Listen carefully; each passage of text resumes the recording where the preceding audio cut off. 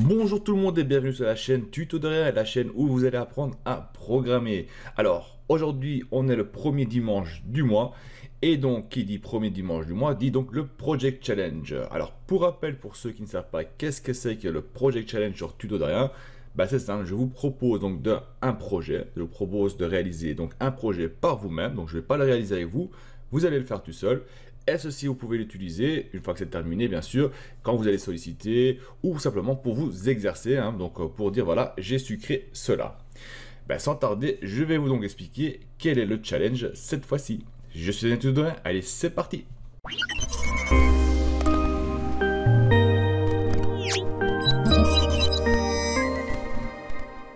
Alors oui, je me suis un peu trahi avec le titre, donc le challenge je vais vous soumettre aujourd'hui, c'est tout simplement le Hotel Management System. Donc vous allez devoir créer un gestionnaire d'hôtel. Alors qu'est-ce que c'est? Donc la mise en place, ça va être quoi? Tout simplement, je vais cliquer dessus, voilà. Donc tout simplement, on a donc Bob, mon cher ami Bob, qui a donc en Californie, il a un hôtel. Et son hôtel s'appelle tout simplement le Eagles Hotel. Et bon, Bob, il fait tout manuellement, donc quand on l'appelle, il commence à prendre un papier et un bic, il commence à tout noter dessus, et il aimerait bien donc tout automatiser, et c'est là que vous allez devoir l'aider. Alors, qu'est-ce qui compose son hôtel en fait? Donc son hôtel c'est quoi? C'est une petite hôtel, on va dire, de 10 chambres, et il a donc plusieurs types de chambres dans son hôtel. Il a des chambres single, et il a des chambres doubles. Donc ça, il faudra prendre en compte, car chaque chambre a un prix défini. Ça veut dire que le prix d'une chambre double sera forcément plus cher qu'une chambre single. Alors, qu'est-ce qu'il faut avoir? Il faut savoir aussi que les prix des chambres dépendent aussi des saisons. Donc si on va commencer à réserver une chambre au mois de janvier ou au mois de mars par exemple, entre cette date-là, la chambre coûte 50 € la nuit.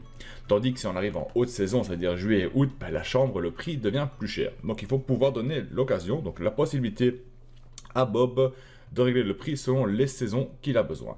Donc ça veut dire qu'il faudra vous devez créer pour lui en fait un espèce de tableau où ce qu'il va pouvoir placer donc ses chambres dedans et définir, voilà, le mois de janvier je veux que la chambre coûte 50 € la nuit, le mois de février 50 €, le mois de mars 50 €. Quand on arrive au mois de juillet, 1er juillet jusqu'au 30 juillet, les chambres coûtent 120 €. De 1er août jusqu'au, ça va dire mi-août, les chambres coûtent un peu plus cher ou moins cher parce que c'est la fin de saison. Donc ça, il faut lui laisser donc la possibilité qu'il puisse entrer une date dedans et afficher donc le prix de la date pour cette chambre.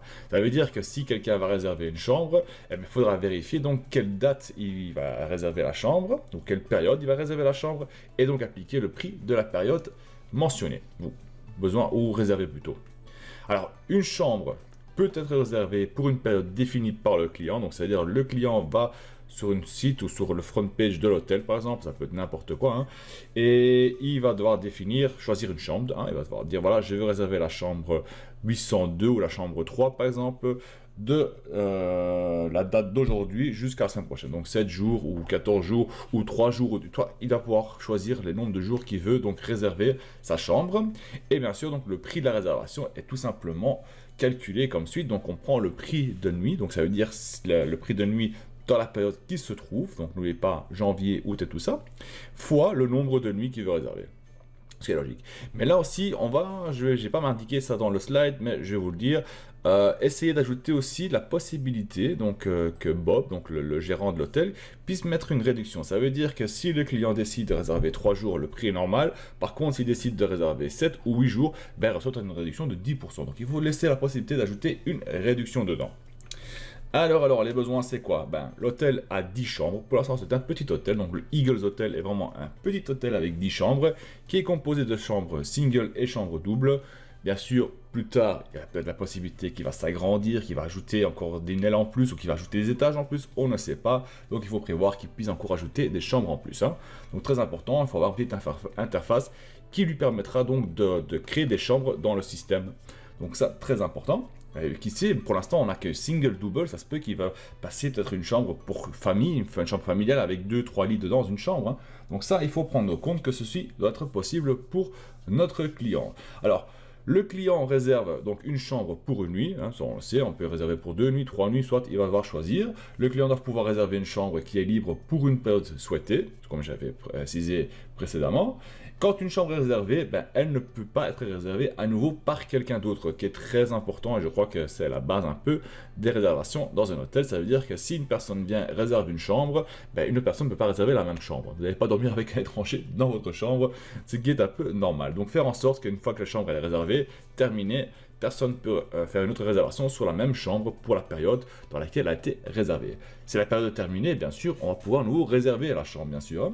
Donc les clients doivent recevoir aussi un mail qui leur affiche l'information de leur réservation, donc au moment qu'ils ont fait leur réservation, et on ne va pas s'occuper des paiements, tout ça, on va simplement faire en sorte que voilà, une fois qu'il a cliqué sur réserver, ben, le client a réservé la chambre, le paiement se ferait donc on va dire à la fin de sa journée à l'hôtel même, donc à la fin il arrive à la réception et il paye le reste, donc on ne fait pas des paiements online, et donc il doit avoir l'information de sa chambre. Donc qu'est-ce qu'on veut voir dans la réservation? On va voir le nom de la réservation, qui a réservé, quelle chambre il a réservé et quelle durée il a réservé la chambre, ainsi que le prix qu'il va devoir payer à la fin. Hein, vous pouvez compter TVA compris, si vous voulez, vous pouvez jouer avec comme vous voulez, ça je vous laisse libre. Alors les employés du Eagles Hotel doivent avoir une page, hein, d'avoir aussi avoir une page qui leur permet donc de réserver les chambres aussi par eux-mêmes. Ça veut dire que si un client les appelle par exemple par téléphone, des fois ça m'arrive aussi, si je veux aller dans un hôtel, ben, des fois je ne réserve pas online, je les appelle, voir si on a des chambres libres, ou si je veux une chambre particulière, ben, je les appelle et eux peuvent donc me réserver la chambre pour moi via le téléphone et me donner les informations et à la suite m'envoyer tout par mail. Donc ça, il faut donner la possibilité donc aux employés de l'hôtel donc de passer des réservations pour leurs clients. Et voilà votre mission si vous l'acceptez toutefois. Et je pense qu'une fois que vous avez réalisé ceci, ça c'est quelque chose de pas mal. Donc n'oubliez pas, vous devez avoir un front-end pour le client, vous devez avoir un front-end pour les employés et le back-end bien sûr qui va gérer le tout. Je suis curieux comment vous allez résoudre ceci. Si vous voulez, vous avez terminé, vous me placez tout sur une page Git, hein, sur GitHub. Vous pouvez partager le lien sur la chaîne dans la description si vous voulez. Indiquez-moi que voilà, c'est la solution que vous avez pour ce challenge et j'irai voir sur votre page GitHub. Bien sûr, si c'est sur une page GitHub, autre chose, je n'irai pas voir. Hein. Donc, je vous préviens à l'avance, si ce n'est pas une page GitHub, je ne vais pas du tout. Je vous souhaite donc bonne chance avec ce challenge et j'espère que ce challenge vous plaira bien sûr. Hein. Si vous avez des idées de challenge aussi, vous pouvez aussi me les placer dans les commentaires et qui sait, ceux-là s'afficheront peut-être sur la chaîne. Voilà, donc je vous souhaite bon amusement et à la prochaine. Salut tout le monde.